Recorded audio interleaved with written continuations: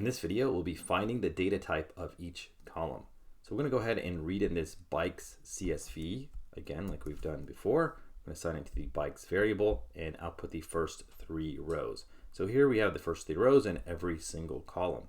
Now, one of the first things I like to do after I read in the data set is to find out the data type of each column.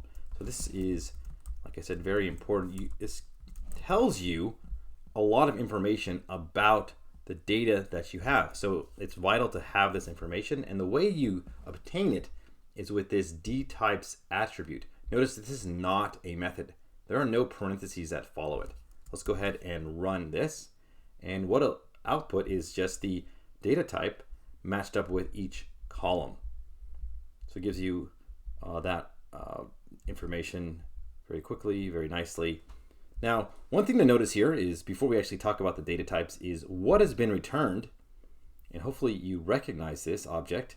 It is a Panda series. So Pandas uses its own series object to return this information. So each column name is now in the index.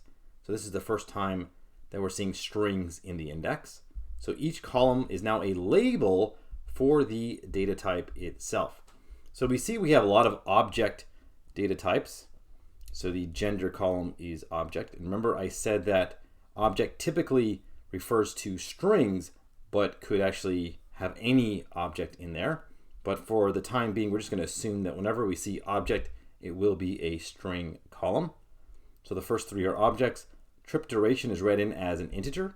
I'll cover what this 64 is a little bit later. We have some float columns over here and a couple more object columns.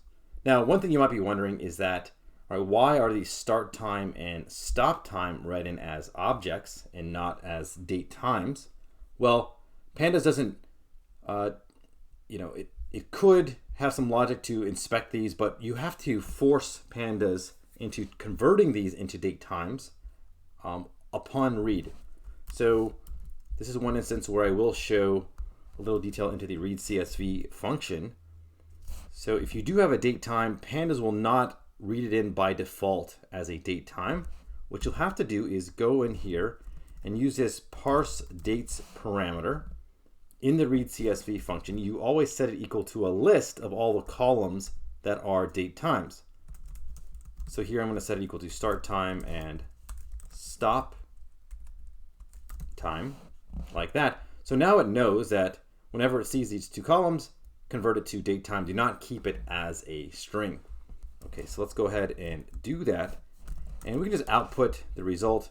You'll see that it looks the exact same, the appearance, but if we look at bikes.dtypes again, we'll see that now it is converted to a date time object. So that's exactly what we want. So if we have date times, we want to make them a date time object and not keep them as just a regular object. You might be wondering if there's any difference. Well, there actually is quite a lot of difference. There's a lot of functionality specific to date time columns. So if you don't convert them to a date time, then you don't have access to that functionality. All right, so one other note is, why are these 64s appended to integers, floats, and date times?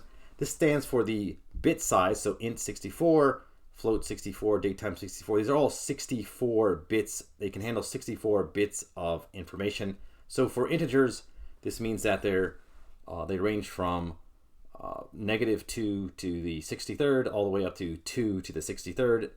That, if you add those together, that equals 2 to the 64 possible combinations. You can actually, if you write this out, you can actually find the maximum integer like this. So it's very close to whatever this number is. Same if you do and just convert it to a negative to find the lowest integer. So it can handle all integers in between this range. Integers outside of that range, it will not be able to handle. For floats, there's a different mechanism for finding the max and min, but there's a huge range. Actually, I believe it's up to 1 to the, or e to the -308 or something like that. So there are ways to find out the max and min float. I'm not going to cover it now. It's not super important. Same thing with the date time. It can cover a range of it's the same range as integers, but just as date times up to nanosecond precision. So again, there will be more detail on the all of these data types further along in the book. The point right now is just to be aware of what the data types are.